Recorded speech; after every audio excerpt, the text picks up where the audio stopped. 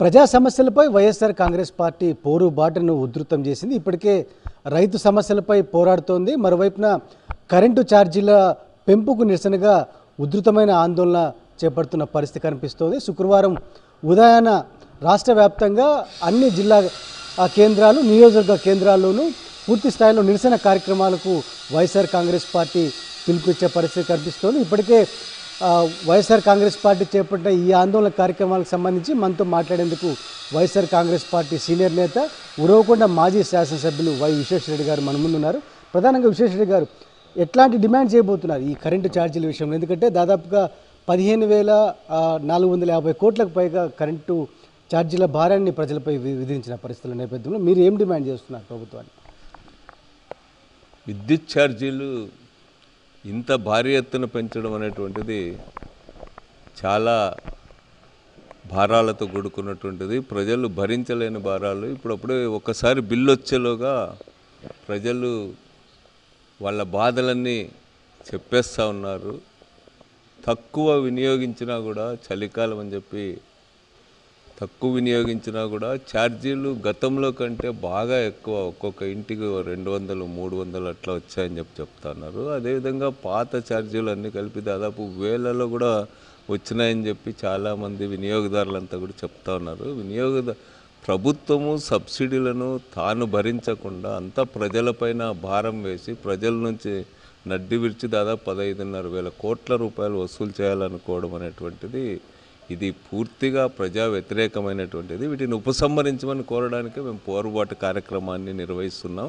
చంద్రబాబు నాయుడు గారు నైజమే అంతా. ముందు కూడా ఆయన ఉమ్మడి రాష్ట్రానికి ముఖ్యమంత్రిగా ఉన్నటువంటి సందర్భంలో కూడా ప్రపంచ బ్యాంకు ఆదేశిత విధానాలను అనుసరించి చాలా పెద్ద ఎత్తున విద్యుత్ భారాలు పెంచినాడు. అప్పుడు రాష్ట్రంలో ప్రజలు వేల సంఖ్యలో చలో హైదరాబాద్ కార్యక్రమాన్ని నిర్వహించి విద్యుత్ ఛార్జీలు తగ్గించమని చెప్పి ప్రతిపక్షాలు పోరాటం చేస్తే అప్పుడు గుర్రాలతో తొక్కించి ఆ రోజు కాల్పులు కూడా జరిపి చాలామంది ప్రాణాలను కూడా చంద్రబాబు ప్రభుత్వం బలి తీసుకోవడం అనేటువంటి జరిగింది.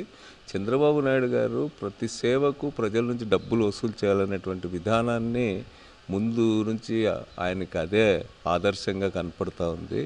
ప్రజల కొనుగోలు శక్తి పెంచి తద్వారా రాష్ట్ర ఆదాయాన్ని పెంచడానికి బదులు రాష్ట్రంలో ఈరోజు చంద్రబాబు నాయుడు గారు ఈ 6 నెలల్లోనే దాదాపు 80,000 కోట్ల రూపాయలు అప్పు చేశాడు. బిజినెస్లన్నీ కూడా తగ్గిపోయినాయి. తర్వాత గ్రోత్ రేట్స్ అన్నీ కూడా పడిపోతూ ఉన్నాయి. జిఎస్టీ వసూళ్ళన్నీ కూడా తగ్గిపోతూ ఉన్నాయి.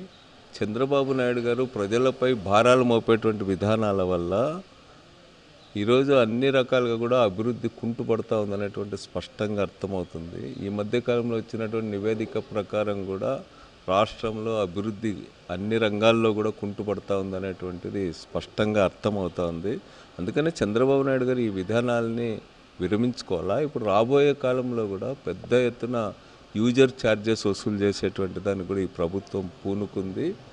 తద్వారా వేల కోట్ల రూపాయలు ప్రజలపైన భారాలు పడబోతూ ఉన్నాయి. సూపర్ 6 హామీలు నెరవేర్చడానికి బదులు రాష్ట్రం అంతా కూడా అప్పుల బారిలో కూరుకుపోయిందని చెప్పి గత ప్రభుత్వ తప్పిదాల వల్లనే ఇదంతా కూడా జరుగుతోందని జగన్ గారి పైన నెపం నెట్టి గోబెల్స్ ప్రచారం చేసి ఈరోజు ఈ యొక్క విద్యుత్ ఛార్జీలు కానీ, యూజర్ ఛార్జీలు కానీ ఈ వడ్డనకంతా కూడా ఈ ప్రభుత్వం పూనుకోవడం జరిగింది.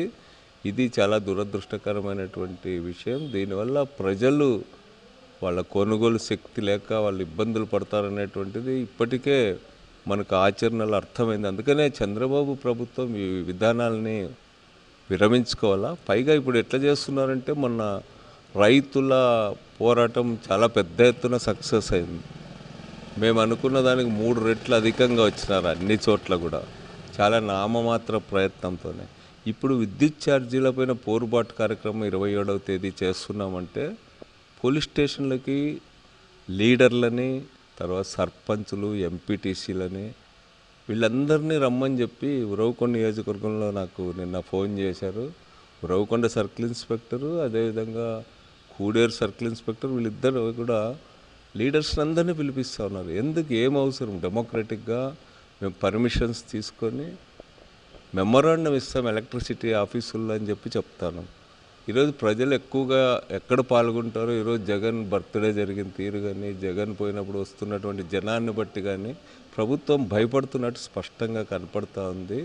అన్డెమోక్రటిక్గా ఈరోజు లీడర్స్ని పిలిపించడం అనేటువంటిది సరైంది కాదు. గంటల తరబడి ఆడు కూర్చోబెట్టుకొని వీళ్ళు తీరా పోయిన తర్వాత అక్కడ లేకుండా పోతా ఉన్నారు, లేకపోతే లేనిపోని షరతులు పెడుతున్నారు. ఇవన్నీ కూడా ఇట్లాంటి విధానాలతో చంద్రబాబు నాయుడు గారు ముందుకు పోలేరనేటువంటి స్పష్టంగా తెలియజేస్తా ఉన్నా. అందుకని 27వ తేదీ శుక్రవారం రోజున ఎట్లాంటి కార్యక్రమాలకు ప్లాన్ చేశారు? అదేవిధంగా పోలీసులు ఆందోళన కార్యక్రమాలని అడ్డుకునే కుట్రలు ఏమైనా చేస్తున్నారా ప్రభుత్వం ఇండైరెక్ట్గా? ఇప్పుడు లాస్ట్ టైం మేమంతా కూడా నియోజకవర్గ కేంద్రాల్లో చేసాం. ఈసారి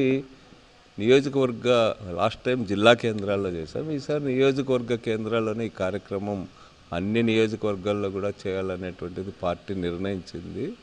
ఆ మేరకు మేము నియోజకవర్గ కేంద్రాల్లోనే ఒక అర్ధ కిలోమీటర్ ర్యాలీ నిర్వహించి విద్యుత్ కార్యాలయాలకు వెళ్ళి ఏఈ, ఏడీ ఆఫీసులు, డిఈ ఆఫీసులు ఉన్న చోట, జిల్లా కేంద్రంలో అయితే ఎస్సీ గారికి మెమరాండం సమర్పించి ఇవన్నీ కూడా ఉపసంహరించాలనేటువంటిది కోరడానికే మేము ఇది చాలా డెమోక్రటిక్గా, చాలా శాంతియుతంగా నిర్వహించాలనుకుంటున్నాము. అయితే ప్రభుత్వం అనవసరమైన దీనికి పోతూ ఉంది. లీడర్స్ అందరినీ పోలీస్ స్టేషన్లకు పిలిపించడము ఇవన్నీ కూడా చేస్తున్నారు. అంటే ఒక రకంగా ఒత్తిడి పెంచి ఎక్కువ మంది పాల్గొనకుండా చేయడానికి కుట్రలు చేస్తున్నట్టుగా స్పష్టంగా కనపడతా ఉంది. ఇట్లాంటి విధానాలు సరైనది కాదు. ప్రజా ఆగ్రహానికి గురి కావాల్సి వస్తుంది అనేటువంటిది తెలియజేస్తా ఉన్నాం. మొత్తం మీద 27వ తేదీన శుక్రవారం జరిగే వైఎస్ఆర్ కాంగ్రెస్ పార్టీ పోరుబాటును విజయవంతం చేయాలి, చంద్రబాబు ప్రభుత్వం మెడలు వంచాలని చాలా స్పష్టంగా మాజీ శాసనసభ్యులు విశ్వేశ్వరరెడ్డి గారు పిలుపునిస్తున్న పరిస్థితి కనిపిస్తోంది. గతంలో జరిగిన అనేక కార్యక్రమాలకు సంబంధించి ప్రజల నుంచి పెద్ద ఎత్తున వైఎస్ఆర్ కాంగ్రెస్ పార్టీ కార్యక్రమాలకు స్పందన రావడంతోనే కరెంటు ఛార్జీలకు నిరసనగా చేపట్టిన పోరుబాటను భగ్నం చేసేందుకు, అదేవిధంగా నిర్వీర్యం చేసేందుకు పోలీసుల ద్వారా చంద్రబాబు ప్రభుత్వం కుట్రలు చేస్తోంది. దీన్ని ఖచ్చితంగా ఎదుర్కొని ఆ ప్రోగ్రామ్ని సక్సెస్ చేస్తామని చాలా స్పష్టంగా విశ్వేశ్వరరెడ్డి గారు పేర్కొంటున్నారు. వీడియోస్తో శ్రీనివాస్ చేతుకొచ్చి శివారెడ్డి, సాక్షి న్యూస్, అనంతపురం జిల్లా.